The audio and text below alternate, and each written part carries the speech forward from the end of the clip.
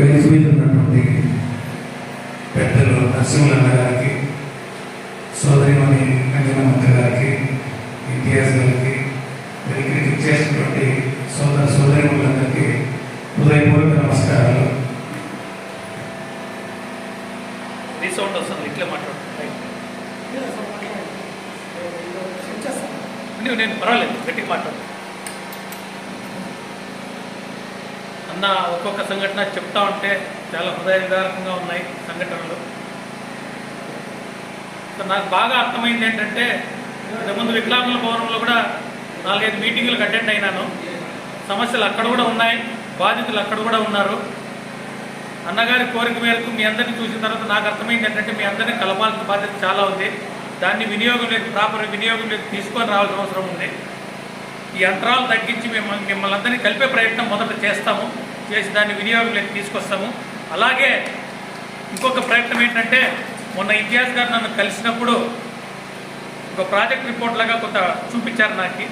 Self sustainability మాకు చాలా అవసరం సార్. వికలాంగులకి ఒక సెల్ఫ్ సస్టైనబిలిటీ కావాలంటే మాకంటూ ఒక పని, దాని నుంచి ఒక ఆదాయం అంటూ వస్తే ఆ ఆదాయంతో మేము ఫర్దర్గా మా దివ్యాంగులకి ఉపయోగపడే రకరకాల కార్యక్రమాలు చేసుకోవడానికి వీలుగా ఉంటుంది.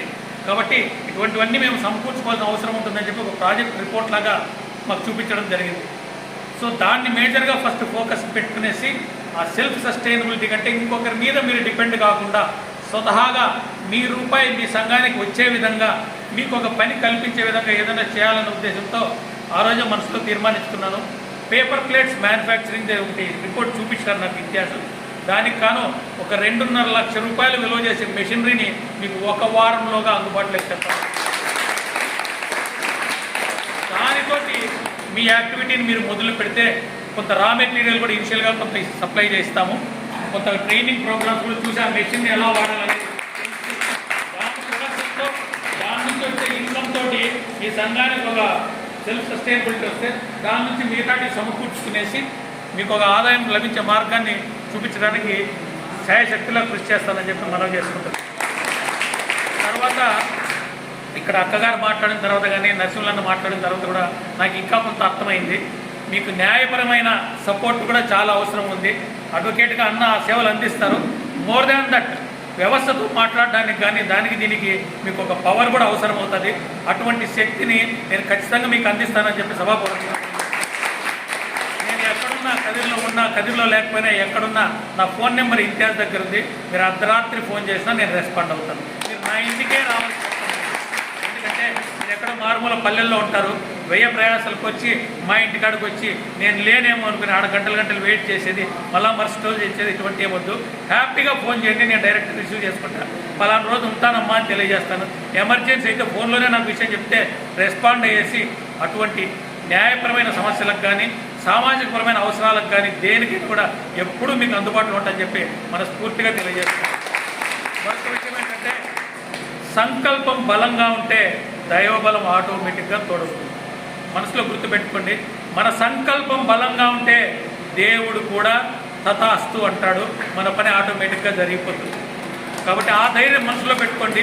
చుట్టూ మనకి ఎన్ని చీకట్లు ఉన్నా, ఎన్ని సమస్యలు ఉన్నా, మన అంతర్దృష్టితో మన భవిష్యత్తును మనం దర్శించుకోగలిగి మన అడుగు మనం ముందరకేయగలిగితే మార్గాన్ని దేవుడు ఆటోమేటిక్గా చూపిస్తాడు.